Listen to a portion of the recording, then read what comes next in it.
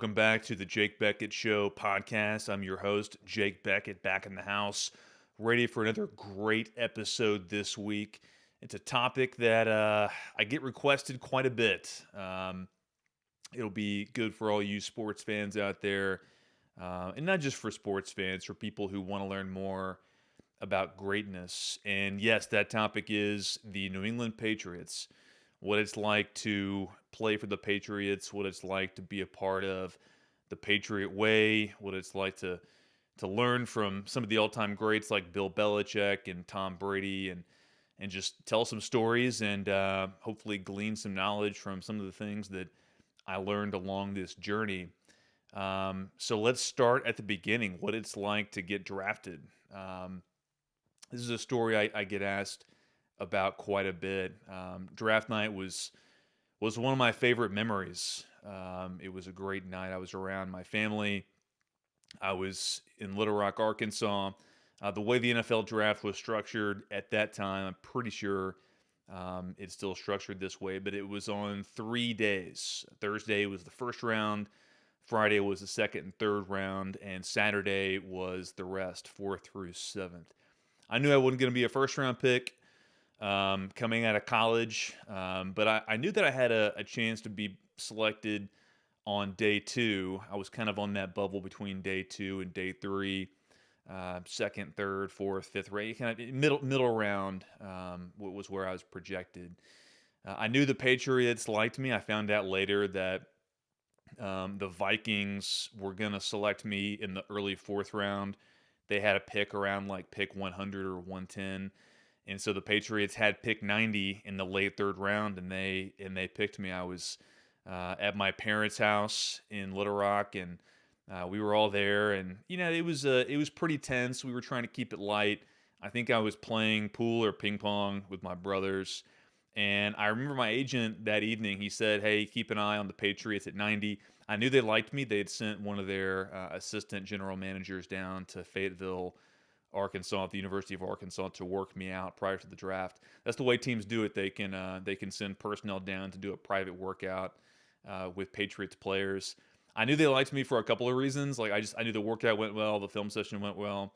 The guy who they sent down was a very very professional guy. He has since risen up the ranks in professional football. You can probably determine who that is just by me describing him, but. He came down, and I remember he told me, he's like, "Hey, be at the facility at noon." He wanted to see what time I would get there, so he arrived at like 11:15, and I arrived like right as he was walking in. So I knew that he was impressed that I was there like 45 minutes early. That kind of got things off to a good start. But anyway, I knew that the Patriots liked me. My agent was like, "Hey, get ready for the Patriots at 90." And I'll never forget, I'm sitting there watching TV, and the New Orleans Saints had pick 89, and it went to pick 90. The New England Patriots are now on the clock. And instantly, when the Patriots went on the clock, my phone rang, and it was an unknown number. And I knew, I was like, that's them. Answered the phone. It was Coach Belichick's assistant. He was like, "Hold for Bill Belichick." I'm like, "Yeah, I'll hold for Bill Belichick." Bill comes on. He's like, "Hey, Jake, we're going to pick you here. Really excited to have you as part of the team." Just just the Belichick voice. And of course, I'm just like, "Yeah, hey, great coach. Looking forward to it." He passes the phone over to Mr. Kraft, the owner, Robert Kraft. And Mr. Kraft's like, "Hey," he's this grandfatherly figure. He's like, "Hey, Jake, we hear you're really smart." And I was like, "Well, I'm glad you think so, sir." He's like, "Well, yeah, you're a finance major, right?" "Yeah, I was a business major at Arkansas." So, "Oh, we like smart guys here. You're going to fit in well. Looking forward to having you as a part of the team." And after that, it was kind of a blur. Got on a plane and went up there to Boston, and got started on the Patriots journey. I mean, it was really exciting. We had a great draft class that year in 2012. We had 2 first-round picks, Chandler Jones and Dante Hightower, who have had amazing careers. I think Hightower just retired. But just some great picks up and down the draft, and it was a fun class. We really bonded. I could tell stories all day on those guys. But we get in there, and I'll never forget my first rookie or the first full team meeting. You do some rookie mini camps and stuff. But when the whole squad gets together for that first meeting, I believe it was in May. And first, let me back up. To fully explain the Patriot Way, you have to really understand Bill's rules of the team. And I mean, they weren't formal rules, but they were up on a poster or a sign as you walked into the facility. There was a player's parking lot and a player's entrance, and there was a door, and there was a sign on the door as you were going in, and there was a sign on the door as you were going out, as you were leaving the facility to go back to your car. And on the sign going in, there were four rules. When you come here, do your job, work hard, be attentive, and put the team first. Do your job, work hard, be attentive, put the team first. And when you left, there were four rules. Ignore the noise. Don't believe or fuel the hype. Speak for yourself. Manage expectations. Ignore the noise. Don't believe the hype. Speak for yourself. Manage expectations. So I'll take those first four rules in particular, on the way in. Tell a few stories to go along with that because I really think that best encapsulates the Patriot Way, what it meant to be a Patriot and be a part of that amazing organization. And I think one of the reasons why it's important to talk about this is because greatness is rare, especially in our world today. Just true excellence. And anytime you're around excellence, it's important to recognize it. It's important to have the humility and the perceptiveness to understand that you are a part of something or observing something that is truly awesome. And, I took it upon myself to really, soak it all in and learn those lessons because I knew that, hey, I had a 4-year NFL career. At best, you play 10, 11, 12 years. Even after a 12-year NFL career, you're still a young man. You get the rest of your life ahead of you. And I knew that I had a lot of life left to live after the NFL, and I wanted to be able to take in those bits of wisdom and take them with me to the rest of my life and pass them down to the next generation. And that's what I did. So, that first rule, do your job. What does that really mean? I mean, obviously, football is a team game; it's a team sport. This bit of wisdom isn't always applicable to individual endeavors, but anytime you're doing something as a part of a team or part of a family, you can't focus on someone else's job, trying to do their job for them. I mean, to illustrate that, I mean, as a defensive end, right? If I'm playing left defensive end and, my job on the play, whether it's a run or a pass, is going to be to either rush the passer on the edge or it's going to be to set the edge to stop the run. If the running back tries to bounce the ball, to the outside, I've got to either make the tackle or set the edge and turn him back inside. If it's a pass, I've got to rush the passer. I've got to stay in my pass rush lane. If I'm trying to do someone else's job, if I'm trying to do the job of the defensive tackle next to me, if I'm, trying to peek into one of the interior gaps, or if I don't trust my linebackers or safeties to fill the gap behind me in the run game, I might make a play here and there, by doing their job. But what's going to happen is it's going to show up on film like, hey, this guy is not playing within his lane. He's not always doing his job. And, over the course of a 17-game season, over a long career, other teams are going to see that. They're going to exploit it. We saw that time and again. Guys get selfish. They don't trust the guys behind them. They start trying to do other people's job. And smart coaches like Josh McDaniels or Bill Belichick, they're going to exploit that.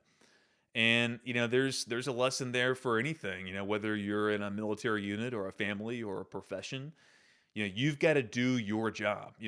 As that left defensive end, if they run the ball to the right, if they run a toss sweep and go 80 yards for a touchdown to the right, that sucks, but that's not necessarily my job. I've got to do my job and trust that the other 10 guys around me are going to do theirs.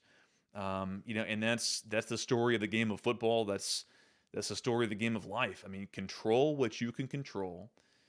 Just on every play, every time you put your hand in the dirt, every day when you wake up and your feet hit the ground, do your job, whatever that is. And, if you put those blinders on, it doesn't mean ignore everyone else. It doesn't mean just like keep to yourself and only worry about you. It just means when it comes time to do what you're paid to do, what God calls you to do in your family, in your household, in your church, whatever it is, you do your job. And, that's just a great lesson. And that was the number one rule of the Patriots: do your job. Bill thought so highly of that he got it engraved on our Super Bowl ring in 2014, Super Bowl 49. Right there under the kind of on the interior of the loop there. It's do your job. It's engraved there forever. Number two, work hard. Well, actually, I'll skip work hard. Be attentive. I'll go to be attentive first. So, be attentive. I told this story on a previous podcast about Tom Brady. I'll tell it again because it really is indicative of what it means to be attentive. In one of our first team meetings, I think it was actually the first team meeting that I was a part of as a rookie, where the whole squad was there. Tom Brady sitting there front and center, and believe me, even among guys who had played with him for a long time, Tom walks into a room and like you still think to yourself like, man, that's Tom Brady. And Tom always sat front row center. I don't know where other quarterbacks sat in their team meeting rooms and other teams, but on the Patriots, Tom Brady, the leader of the team, the quarterback, QB1, sat front row center. And as soon as he sat down, he opened up his notebook. And this is the first meeting of the year. It's kind of a nothing meeting, kind of a recap. The Patriots had lost the Super Bowl the year before I got there, and Bill was kind of going over his expectations for the team, what happened in the Super Bowl the previous year. Really fascinating stuff to me, but Tom had probably heard that same speech 20 times before. But there he is, front row center. He's sitting up in his chair. He's got his notebook out, and he's just furiously scribbling notes as fast as he can, gleaning every bit of information that he could from Coach Belichick. And, that really, it made an impression on me as a rookie. I'm like, man, if Tom is sitting there trying to get every bit of wisdom out of Bill in this meeting in May of 2012, if he's doing that, then what should I be doing? I should be getting to the facility earlier than him. I should be leaving later. I should be outworking everybody in that building. And that's what I tried to do every single day I was there. And Tom really set the tone. It started with him. Every player, I know for a fact, one of the reasons why he sat front row center was so everyone in that room saw him, and they saw the way he handled his business, and they saw the professionalism with which he carried himself. And that set the tone for the rest of the guys. And, Tom deserves a ton of credit for, the outstanding nature and the long-term excellence of the Patriots. And, he was a huge part of the Patriot Way. So, number three, work hard. The Patriots were kind of famous or infamous among other teams in the league for how hard the team worked and practiced and the hours that we spent. I mean, we had guys coming in, in the NFL, it's kind of different than high school or college. Like the roster changes pretty much every week. You have guys who get cut, traded, retire, whatever it is. And, you had the same core of the team throughout most of the season. But, there's like 20 roster spots that really experienced a lot of turnover. And I'll never forget, we had like guys who had been former number one overall picks like Robert Gallery, future Hall of Famers like Reggie Wayne, guys like Kellen Winslow coming in from other teams. And they're just like, man, like, I cannot believe how hard y'all are working. It was insane to them. They had spent so many years in other organizations, and they just couldn't believe how Bill, kind of ran the show and how just brutal practices were and just how intense every single day was at Patriot Place. Robert Gallery, he was a guy, and I'm not picking on him, but like, he came in, he had a long career before that. And, he was in training camp, and, we just had brutal training camp practices there. And, there was this, in one of the first full pads practices, Vince Wilfork, it was a one-on-one pass drill. Gallery was in pass pro. Vince was rushing. And V hit him with this like hump move that sent Gallery flying through the air. We must have rewound the clip like 50 times. Gallery's like 6'8", 350, and Vince tossed him like a frisbee. It was unbelievable. And literally that day after practice, Gallery went to Bill and retired. He was just like, man, like, y'all are working really hard. I've kind of lost a step, obviously. Like, coach, I'm going to hang it up. And, Bill the next morning was like, hey, he always updated the team at the 7:30 squad meeting. Like, hey, roster moves, Robert Gallery retired, and like all the defensive line guys, like we kind of chuckled, like, man, we knew what happened. Probably when he was midair, when he was decleated and flying through the air, he probably decided, man, it's time to hang it up. Another guy, Reggie Wayne. I mean, Reggie Wayne came to the Patriots. It was like my second or third year, and he was this guy coming from the Colts. I mean, this is like Reggie Wayne. It was he was towards the tail end of his career, but he got a lot of hype when he came over, and media was interested, and it was kind of a big deal when Reggie came to the team, and like after 4 or 5 days, I mean, it may have been like a week. He went to Bill and was like, "Hey, I'm coach. I'm done. This isn't for me. I'm not trying to work this hard. Not trying to do this for at the end of my career." And I mean, like, I'm not casting aspersions. I'm not throwing shade at Reggie Wayne. I'm just saying, like, the Patriots did things a little bit differently. Same with Winslow. Same kind of a situation. I think he actually played for a portion of the year.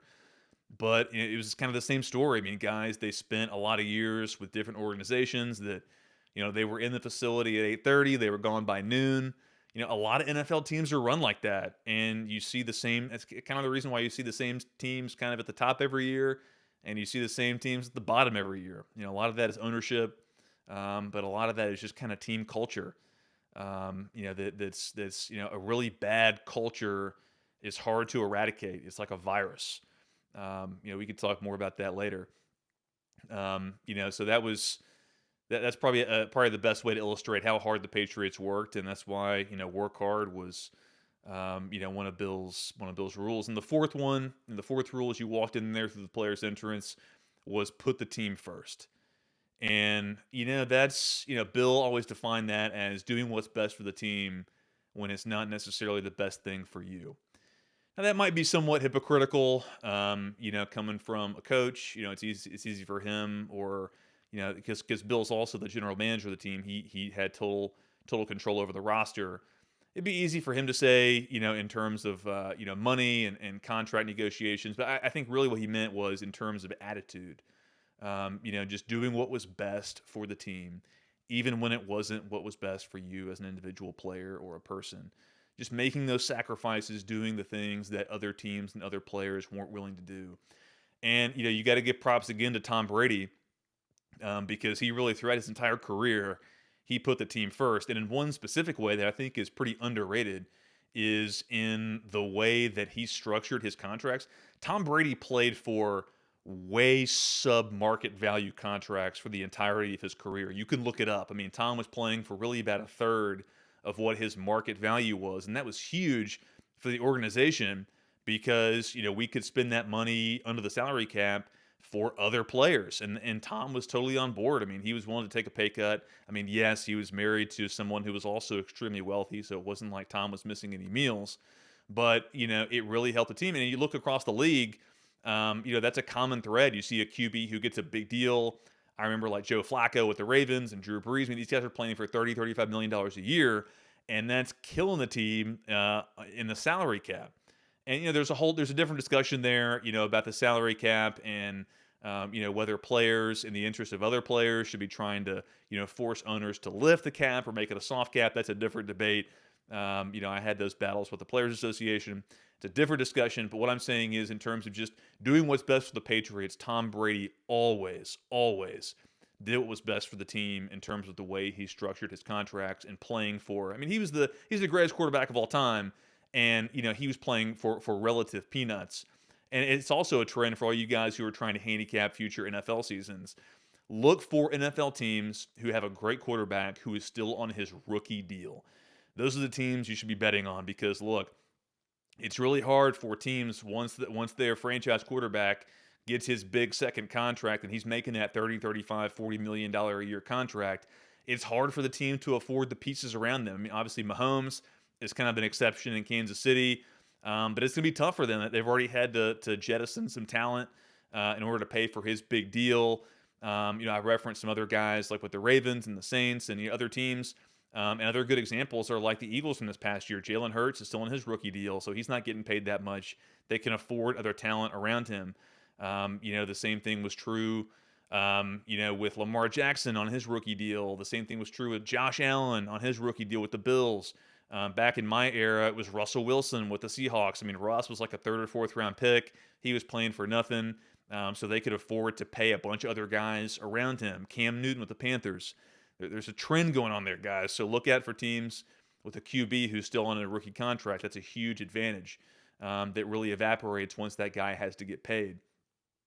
So, another thing that I get asked about quite a bit with the Patriots is a couple guys who were both tight ends with the Patriots, Gronk and Aaron Hernandez.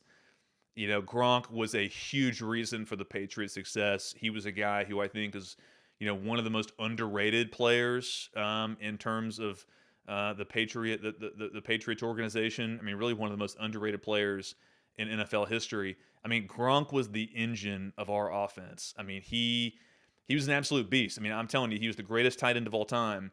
He was simultaneously the best blocking tight end in the NFL. I mean, he was a mauler as a blocker, trust me. And he was also the best receiving tight end in the league at the same time. I mean, that's like literally unheard of. You see receiving tight ends like Antonio Gates who can't block. You see blocking tight ends, who are basically like an offensive lineman, but they can't catch a pass or can't run. Gronk was he was the best blocker and the best receiver at the same time.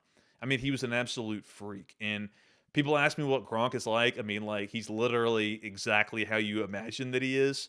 He wants to play football and party, and he's really good at both of them. During the off seasons, we had these key fobs. Every Patriots player had a key fob that gave them 24/7 access to the facility. A lot of guys used it during the off season. I would love to go up there late at night, early in the morning, get a workout in, get in the hot tub, steam room, whatever. Gronk, used it as well. So like during the off season, he probably wasn't doing this during the season, but I know he was doing this like during the off season sometimes. He would go out all night in Boston or Providence, and he would have his boys like drop him off at Gillette Stadium at like 3 or 3:30 in the morning, and he would be like out in his like going out clothes. He would fob into the facility. He would go into the training room, and he would just pass out on the train table. The trainers would come in at like 5:36 in the morning, and they see Gronk there just like asleep on the train table, and they would roll up his sleeves and put an IV at him to just revive him. And over the course of a couple of hours, he would wake up and just like come back to life. And when I realized that there's a thing called talent, and people have a ceiling on their talent, and I realized that my ceiling was a little bit lower than Gronk's when I saw stuff like that happening, and he would like get his IV after like 2 hours of sleep and would go out and just like dominate in practice. And here's me getting like 8 hours of sleep a night, working out twice a day, doing everything right, and I go in there and like I'm fighting for a roster spot. So it's humbling to see guys like that, but I mean it really was amazing to be teammates with someone like Gronk, who was just so incredibly talented and was just versatile and drew so much attention from every defense. I mean, you could see when he was healthy, he was he was unstoppable. And I mean, the defenses had no answer for him. He was too fast and quick and tall for the linebackers.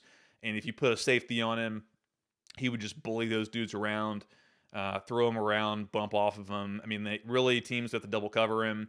And, that was just freeing up other guys. So guys like Wes Welker and Julian Edelman, they always had single coverage in the slot. And, when Gronk was healthy, our team was really unbeatable. The offense was unstoppable at least. But, the other guys, Hernandez, people ask me quite a bit about Aaron Hernandez. Yeah, we were teammates for about a year and a half. The whole, I guess like the murders were happening from like 2012 on, but the murder he was arrested for took place in the off season before my second year in the summer of 2013. I was actually locker neighbors. I was right next door to Aaron Hernandez. Like guys called him Chico, and he was a loner. He had a crew down in Providence, like guys that he grew up with, that we knew that he was hanging out with. He was like you never. The way that I tell the story is this: like you never suspect that one of your teammates is out there murdering people. I mean, no one expects that.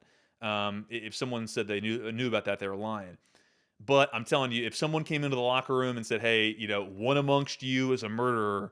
Let's take a vote to see who it is," Hernandez would have won the vote overwhelmingly. Like there was something wrong with him. He had a hair trigger temper, and when all that was going down, it was kind of surreal. It was during an interval between summer mini camp and the start of training camp. I was out of town, and I was watching on TV. I was out in Wyoming with my family watching on TV as they had the choppers over his house in Attleboro, and him driving to the facility, and he parked his car at Patriot Place when he tried to go in there. He parked his car next to mine. It was just like weird, crazy stuff. And, this has been well documented in some of the Netflix documentaries that are out there.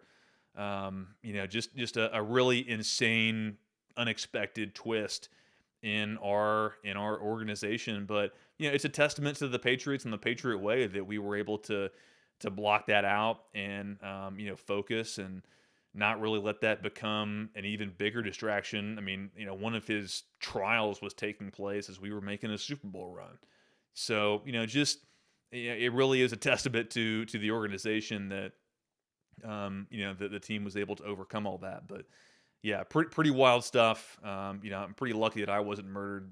When I come to think about it, just being next to him for a year and a half, and him not suspecting that I was looking over his shoulder or disrespecting him. I mean, like we never really talked. I mean, it was just I would like try to make small talk with him sometimes, but I mean, really, I just didn't really interact with him that much, even though he was right next to me.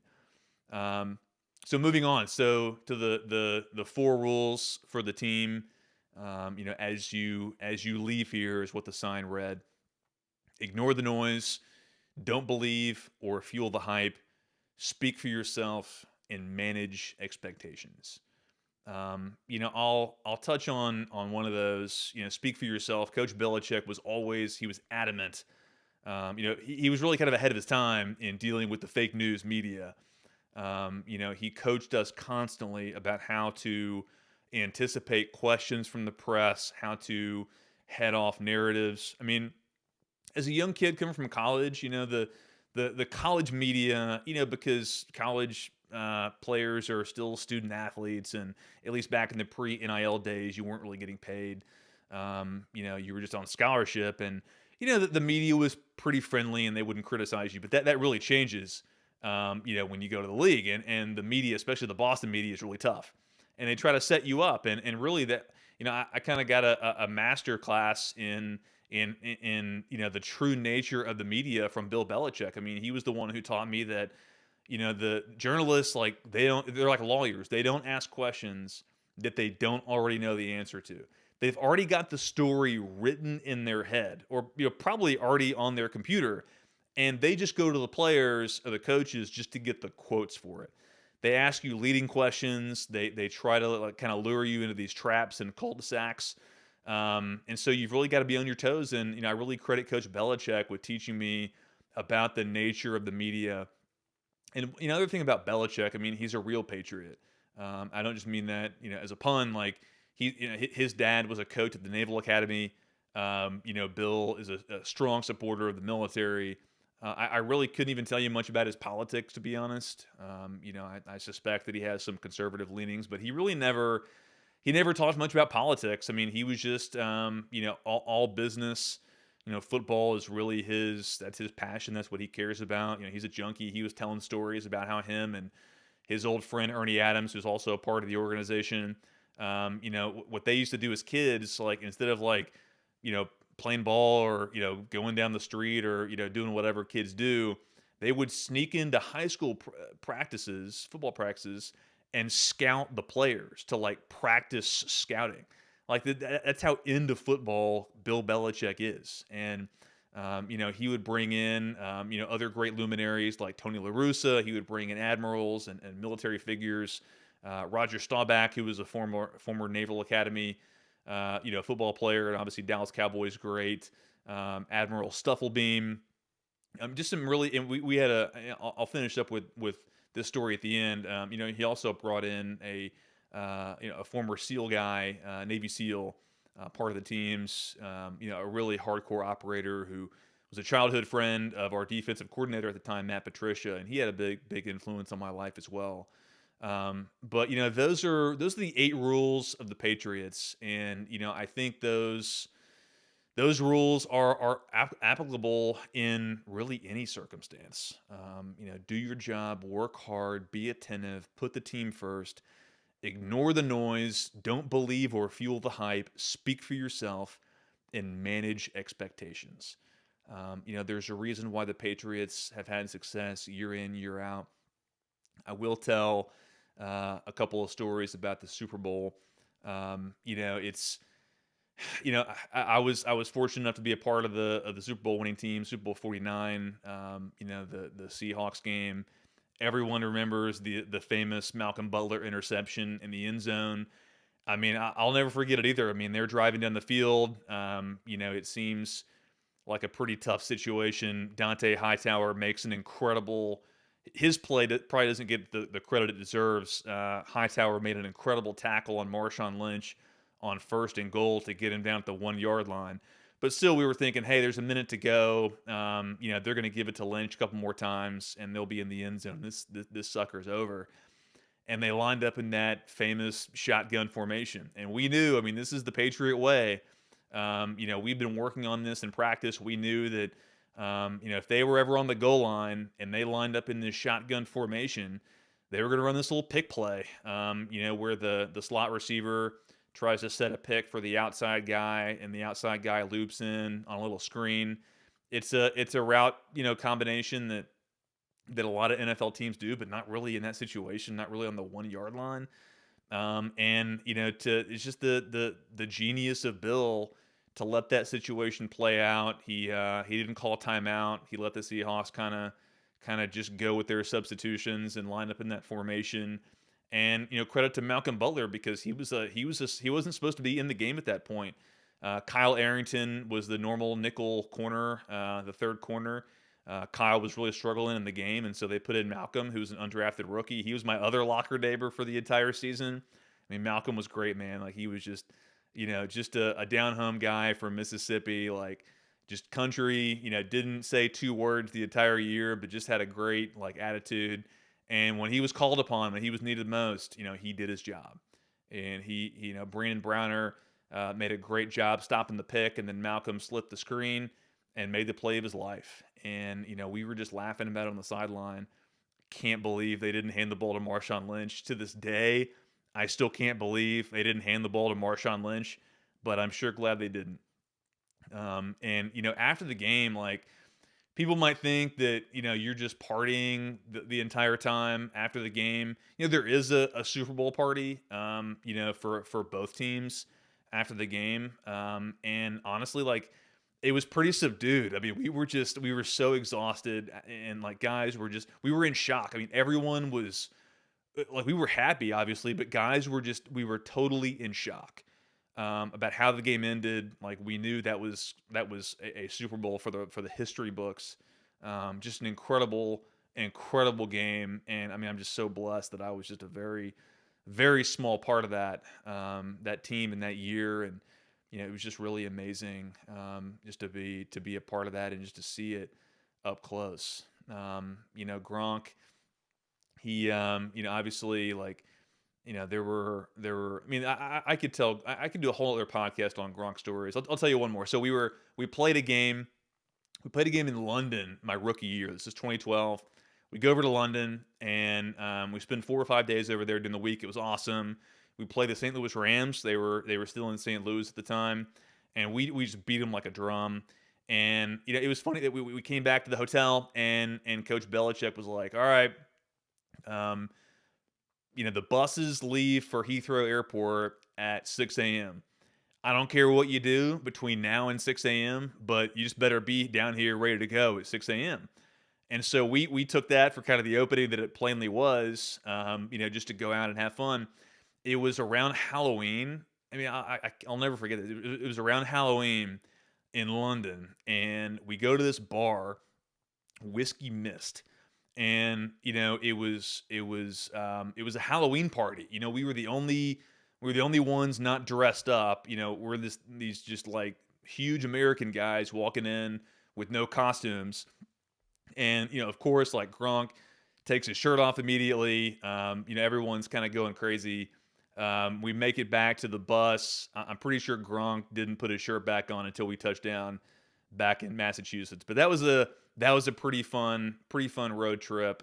I might have to do just a full Patriot Stories podcast, but there's some great stuff there, and really, like, I'll finish it with a couple of things. Number one, a question I get asked a lot is, what's who's the real who was the real reason for the Patriots' success? Was it Brady? Was it Belichick? I mean, I don't want to. This isn't a cop out, but it really is 50-50. I mean, typically, I would say in the most important person in the program in a college football team is the head football coach. And in pro football, it's the starting quarterback. I'll bring Bill up to 50-50 in the pro situation because Bill was also the general manager. He still is the general manager. He controls personnel for the Patriots. So, he was obviously a genius in on-field coaching, but also as a general manager. I mean, he was dual-hatted, but still did an amazing job. But, you've got to give Brady so much of the credit as well. He really proved his worthiness by winning another Super Bowl in Tampa. It's just unbelievable. Like leaving New England and going down to Tampa and winning a Super Bowl with Gronk, I might add. You can't forget Gronk. But just the greatness of those people is truly unmatched. And as I said before, when you're in the presence of excellence, you better recognize it and you better learn from it. And one person I mentioned him briefly earlier, this former Navy SEAL who became a pretty good friend of mine up there. I found myself always talking to him. He was with us. He would work with us in the off seasons on hand-to-hand combat stuff. Levers is pretty common for defensive guys. But really, he was a great leader, and we were always picking his brain. I was at least about leadership and his time in the SEALs, and I confided in him that I wanted to serve in the military at some point in my life, and I wanted to play football for as long as I could. I had 4 great years in New England, and but it was after getting to know him, I decided that whenever my football playing days were over, I was going to go serve in the military. I didn't want to go through buds, didn't want to be a Navy SEAL. The Army is the dominant branch; it always will be. It's a different story, but I really was influenced very heavily, by my experiences with him and with the Patriots organization, and it truly was an amazing blessing to be a part of the team, to be a Patriot, to learn the Patriot Way. And I hope you enjoyed this breakdown on the Patriots, the Patriot Way, and that amazing dynasty that is still going. So until next time, God bless, and we'll see you soon.